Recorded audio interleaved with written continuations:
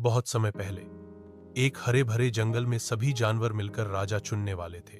अब तक शेर राजा वीर ही राज कर रहे थे, लेकिन वे घमंड में डूब गए थे।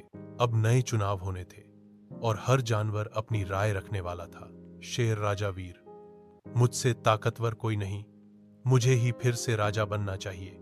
हाथी गंभीरू धीरे से: राजा वही होना चाहिए जो सभी को सुने और पूरे जंगल का ख्याल रखे।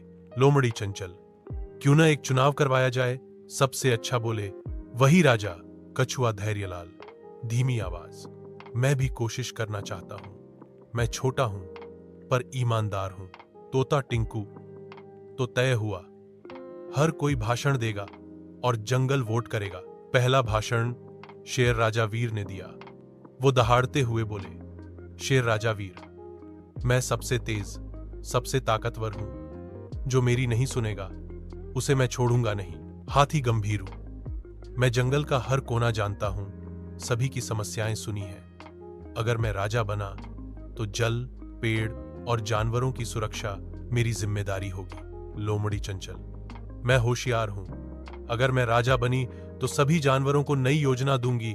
जंगल सेल्फी डे, नाचने का दिन, हंसने का दिन। कछुआ धैर्यलाल: मैं धीरे चलता हूं, लेकिन कभी किसी को धोखा नहीं देता। राजा वही होना चाहिए जो कभी थके नहीं, कभी झुके नहीं और सबको बराबरी से देखे। वोटिंग हुई, सबने मिलकर सबसे भरोसेमंद को चुना और चौंकाने वाली बात ये थी, तोता टिंकू जंगल का नया राजा है। कछुआ धैर्यलाल: शेर राजा वीर: मैं हार गया एक धीमे जानवर से।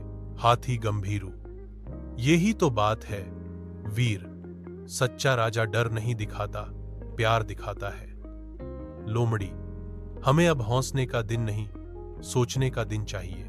कछुआ धैर्यलाल: अब से कोई बड़ा या छोटा नहीं, सब एक जैसे। पेड़, पानी, पक्षी, सबकी रक्षा होगी और सबसे जरूरी, अब जंगल में कोई अकेला नहीं होगा। मोराल, सीख: सच्चाई और धैर्य ताकत से बढ़कर होते हैं। राजा वो नहीं जो डरा दे, वो है जो जोड़ दे। हर जानवर, हर बच्चा खास है अगर वह सच्चा हो।